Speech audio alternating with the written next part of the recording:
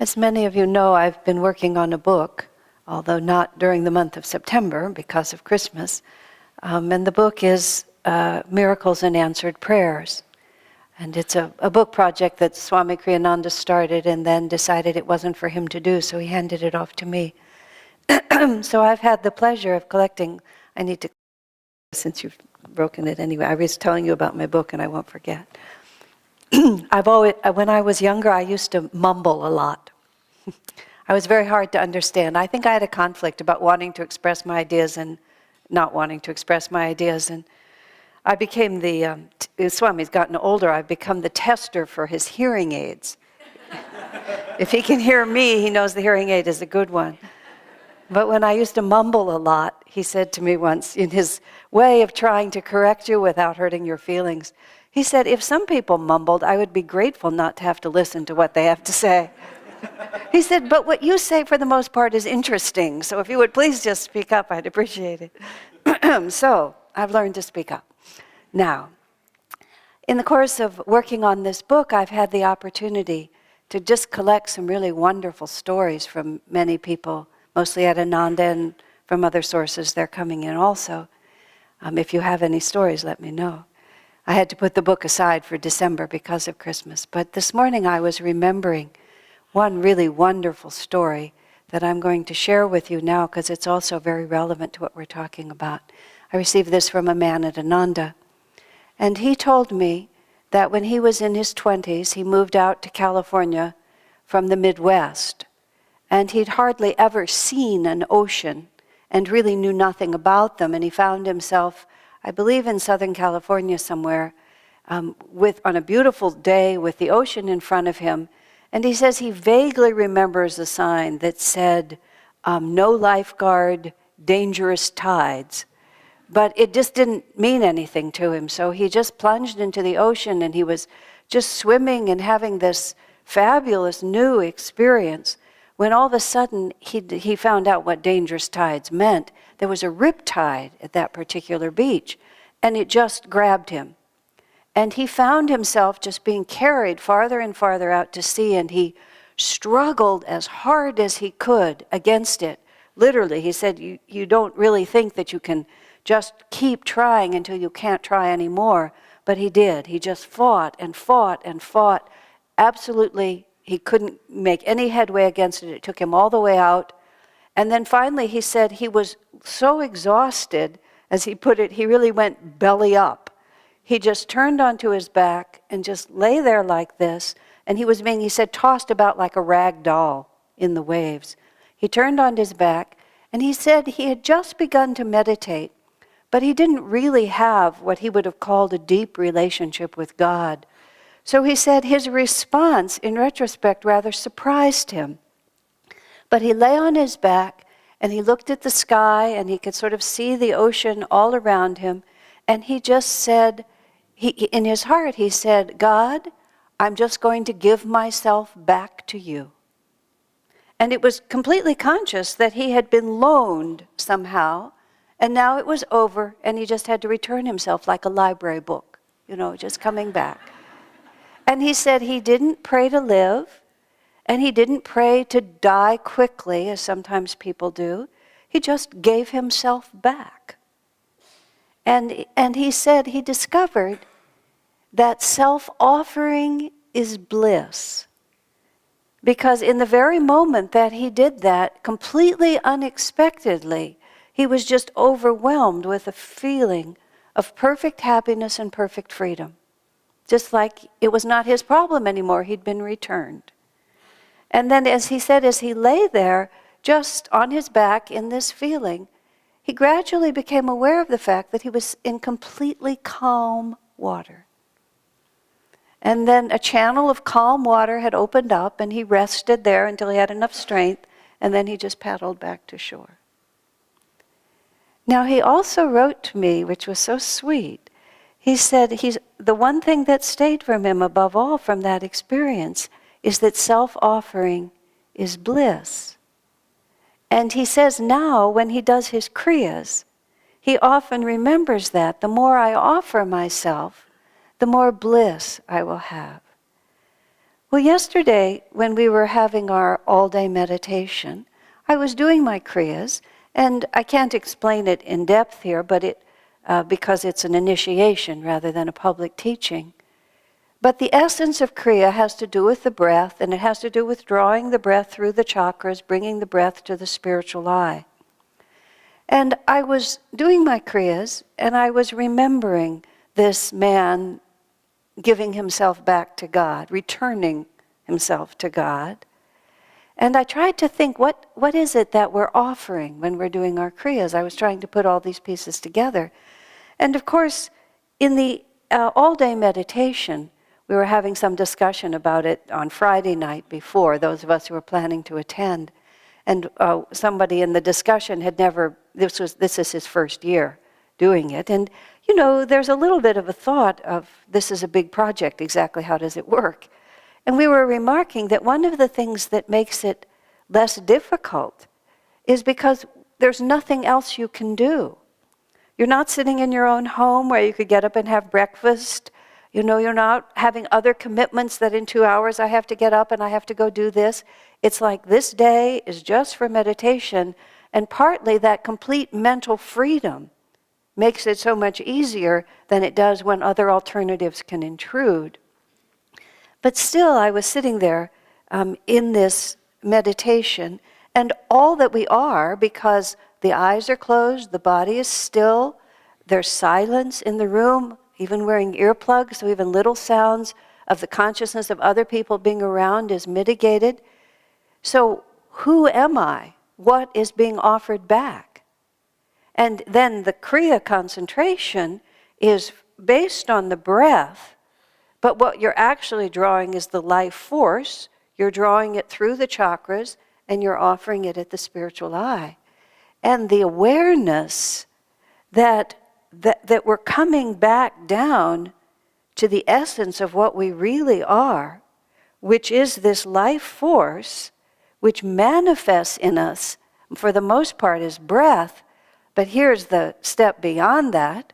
The yogis all talk about the breathless state, where your life force is still there, and your awareness is still there, but breath you see as an outer manifestation of just the life current itself flowing up and down the spine. And even when we're doing the Kriya, the breath is simply the way we access the current. It's not really about the breath, it's just that's the doorway into the breath. When we teach Meditation 1, our first meditation course, the meditation technique you learn is watching the breath. It's a very common, many paths teach it. The reason we do that is because the breath is that link between what we are aware of and what we are not aware of. When I teach it, I explain to people, you see, breath is just between a voluntary and an involuntary action. You can make your breath do things by the conscious use of your will, but you can't ultimately control it with your will. If you try to hold your breath, for example, to commit suicide, it doesn't work, because at the point at which your body is too much deprived of oxygen, your brain will go unconscious, and then the other part of you will take over and you'll begin to breathe. So it's right in between. What it's really like, the breath is like the myth of Theseus and Ariadne, I believe, and he had to go into the labyrinth to slay the Minotaur, and then he had to come back out again. And she held the spool of thread, and he took the thread. And so he was able to go in, he was able to conquer the demon, and then he was able to get out again because he had that thread to follow. And so when we come into manifestation in this physical world and go out on this great, enormously distracting adventure of being involved in this physical world, where all of these realities begin to capture our imagination from the very, very beginning. From the moment the baby comes out of the womb, it starts looking around to see what's happening. I've shared with you when I was with friends when their baby girl was born. Minutes after the baby was born, the father's holding his hand, the little girl grasps her tiny, tiny minutes-old fingers, and she's holding on to his great big hand like that. Immediately, we reach outward. That's what we do. That's the way our energy is focused. And then we go on. Incarnations. This is what the Gita talks about today. Those who find my secret no longer wander like this, but we wander for incarnations literally through this labyrinth with this inner awareness that somewhere there's a pearl of great price. There's a fulfillment of longings that we can't even articulate, but that move us, a prayer of yearning, a wordless prayer of yearning goes up from earth. That's what we say in our Festival of Light, and all of us have that wordless prayer of yearning for something that we know is there, and we go through this labyrinth, and God, the whole time, is holding the spool, and the thread that we have unraveled is the life force through breath. And so at some point, it occurs to us that maybe what we're looking for is not outside of us. That in fact, the one consistency, not only in this incarnation, but the one consistency in all of our incarnations is our own inner consciousness. And the thought begins to occur to us very simply, not what's going on around me and what can I do, but what is this I that's even asking the question? What is this constant reality I'm carrying around? And we begin to look inward, one way or another, and begin to ask that question. And then when we really begin to seek, is when we begin to discover teachings and methods and so on, and we start to find the breath. One Kriya Yogi Swami, who is not from our particular lineage, but he traces his lineage to Sri Yukteswar, and he was at Ananda village, and he was going to give a satsang, and it was sort of interesting to me. He was a very fine man, Swami Shankarananda from Rishikesh, and he gave a satsang. It's very hard to teach at Ananda in the sense of teachers coming in from other lineages, because, and I'll just say this, Swami Satchidananda, who's now passed away, of the Integral Yoga Institute, he came to visit Ananda village one year. Swami Kriyananda was out of the country at the time, and we hosted him, and he gave a satsang. He was a very fine teacher and a very gracious man. And at the end of having spent a day through our community, he sat in the satsang, and he said it so sweetly. He said, I don't know what to talk about tonight because I cannot think of one thing that Swami Kriyananda has not already taught you. A beautiful compliment, the way he turned it.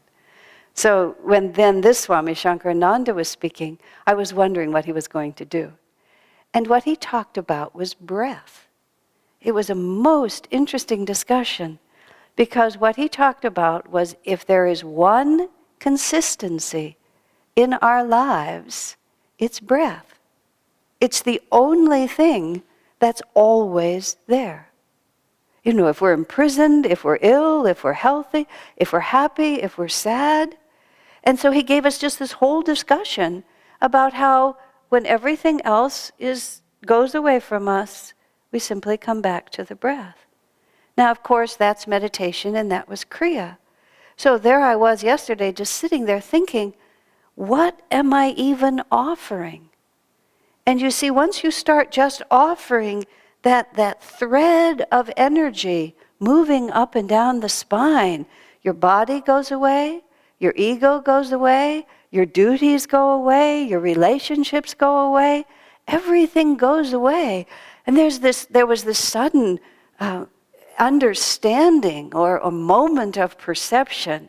I won't advance it to a revelation, but it was a moment of perception. Oh my goodness, how different reality is from what we think. And how different the consciousness of a master is. And here we are in today's reading. Swami Kriyananda is there with Paramhansa Yogananda. Who's this dynamic, wonderful, interesting man who has totally captivated him? Swami Ji talks about how he found Yogananda from the book Autobiography of a Yogi, from his picture on the cover. In the course of these different stories that I've been collecting, quite a few people have mentioned to me, when this happened, I owned a copy of Autobiography of a Yogi. I had never read it, but sometimes I would take the book off the shelf and just look into the eyes of the man whose picture was on the cover. And, just like, how often do we do that with anything that we have? But so many people said, I would just take the cover off and look into those eyes. And Swami Kriyananda was a very powerful, intellectual, forceful individual of 22. He found that book in a bookstore, and the way he tells the story is so interesting. First, he didn't buy the book, and then a few days later, he was impelled to go and buy it. But the part of the story that's interesting, he took it off the shelf, and he was going to buy it, and he met a friend in the bookstore in New York City. And this friend was a very outgoing, kind of worldly, ambitious sort of fellow. And they were both just graduating college age. And his friend starts talking to him about how things were really going well for him. He had a job on Madison Avenue, and he was going into advertising, and it really looked like it was going to work out for him, and the opportunities were just fabulous, like this. And Swamiji says he's holding Autobiography of a Yogi with this almost, because the picture of life that this man was so ambitiously seeking, from Swami Kriyananda's point of view, was going to be a living hell. Because none of that, because of his own many, many, many incarnations. And it's not that these things are bad, they're necessary lessons. You can't say kindergarten is bad because it's not a PhD program, and you can't say that a PhD program is bad because it's not God realization, because these things are stages on the journey. But for Swami Kriyananda to work for himself, to become wealthy, to have power in the world, to have a nice home and a family, where many people would be striving for that fulfillment, for Swamiji, it was not the pearl of great price that he was seeking. And here this man was just epitomizing it. And Swamiji said, the book that he was holding to his heart, the presence of Master on that book, he said, somehow or another, this yogi and I had become allies, and he was my friend, and he was going to be my alternative to this whole reality that was being presented to him. Isn't that just extraordinary? How in just minutes, nothing, he hadn't even opened or read the book, but the vibration of consciousness was there communicating to him that there is a completely other reality. So sitting and meditating, what am I offering? I'm offering something that is so different than the I that I usually think of myself as, that we all think of ourselves as. And as I was reflecting on that, I thought, no wonder the masters are always misunderstood.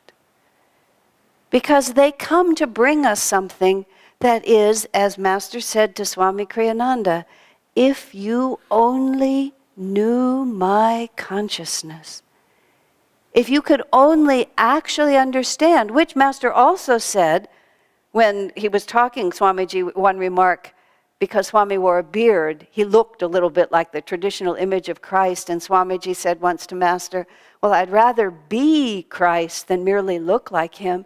Master so casually said, oh, that will come. Just like that, that will come.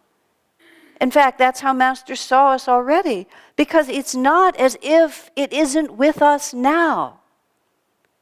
We're breathing, all of us. The breath, the energy, the thread of the divine is as much present now as it ever will be. That's why we call it self-realization. We don't acquire it, we simply realize it. We simply, one day, wake up, literally, and realize, oh, all of this has just been a way of expressing, but the truth is this thread of the divine that flows through us. So when a little baby Jesus is born, and even though he's in a little baby form, that consciousness is fully present. And in the time that the Bible was written, deep in Kali Yuga and so on, he had a very difficult assignment, did Jesus, because there was no understanding of energy and magnetism and vibrations. And when Swami first met Master and Master asked him how he liked Autobiography of a Yogi, Swamiji said, well, it brought me here from New York. I loved it, sir. It was alive with consciousness. And Master said, that's because it has my vibrations. That's what Master said to him. It has my vibrations in it. And Swamiji said, even in the moment, he thought of something you would stand on that would shake you like this. Because even the idea of vibrations, even in 1948, was just such an odd idea because people weren't thinking in terms of flows of energy. Now, whether we understand it exactly or not, we understand that magnetism goes forward and we receive it. We can understand holding that book and feeling the living power of it. So when Jesus is born, Jesus is a fully self-realized master, which is to say, he animates this body, but he doesn't live in it in any way that the rest of us live in our bodies. We're conscious of our bodies. We're limited by our bodies. We're not even, as Swamiji says, omnipresent in our whole bodies. Our consciousness is very much centered really here in the medulla, where the ego is centered, and from this point we look out through the eyes. Isn't that so? One of our friends, Bharat, when he does his nature games, sometimes he blindfolds people and has them walk through the forest with a friend helping you with a blindfold on, and you discover that you don't even know where your feet are most of the time. Now imagine, I was with Swami Kriyananda once in Disneyland, of all places, which we used to like to go to every once in a while. Now it's become a little rajasic. It's not as sweet as it used to be. We were lining up for the electric parade. And we wanted to get there early so we'd have good seats. There were about 20 of us together. We'd been in Los Angeles doing a big something or another, and we were celebrating at Disneyland. So we came early to have our little spot. And Swamiji just went into a bhav. He went into a spiritual mood.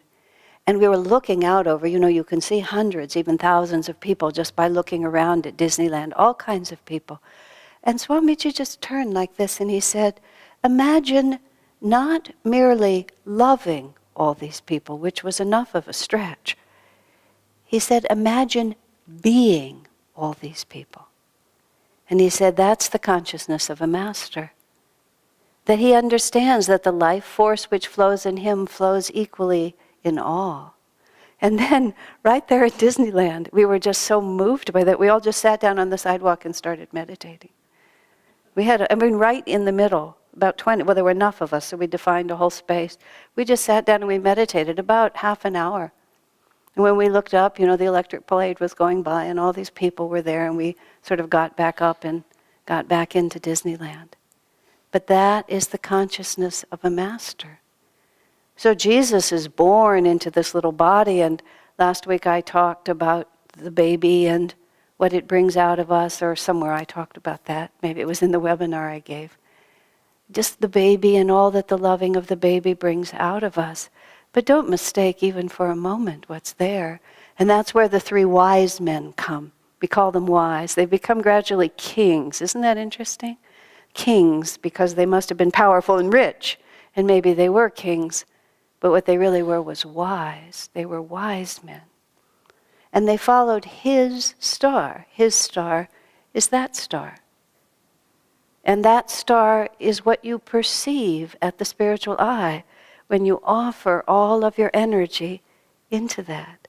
When they were building the temple in Assisi, Italy, the Temple of Light, Arjuna was in charge of various aspects of the building, and they wanted to make a representation in glass of the spiritual eye. And they were having trouble figuring out how to get this made in the artistic way they wanted it. And he's very intuitive, and he was wandering around the city of Rome thinking about this, praying to Master, and he sort of followed his intuition, and he went into a shop that makes blown glass that he just found, and he starts talking to the artisan there, and he says, we're building a temple, and we want a piece for the altar. We'd like it to be this deep indigo blue, and then with a gold field around it, and then a white star in the center. The more he talks, the man's eyes get bigger and bigger. He says, when I close my eyes, I often see that. What is it?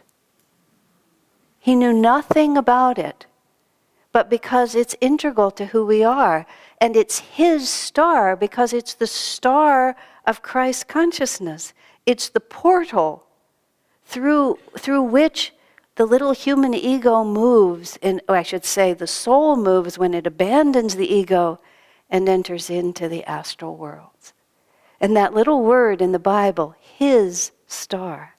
So maybe it was a comet, they say, maybe it was this, maybe it was that, because the esoterica of it has been completely lost. It was his star because there was no he there. He was the Christ consciousness. And when Jesus tells us, I am the way, I am the truth, I am the light, because our I is so attached to this body and this ego, we start making Jesus just bigger and bigger and more important. Whereas Jesus wasn't even a wave on the ocean, he was the ocean itself.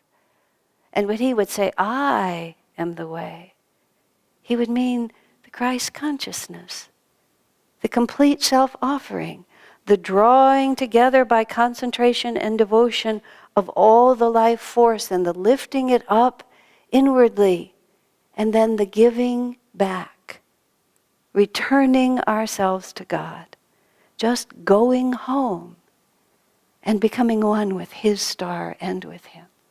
This is the story of Christmas and the opportunity of Christmas. Let's not waste it. Don't squander it on more just outward activities, but take yourself back to your point of origin and return yourself to the place from which you came, which is from God.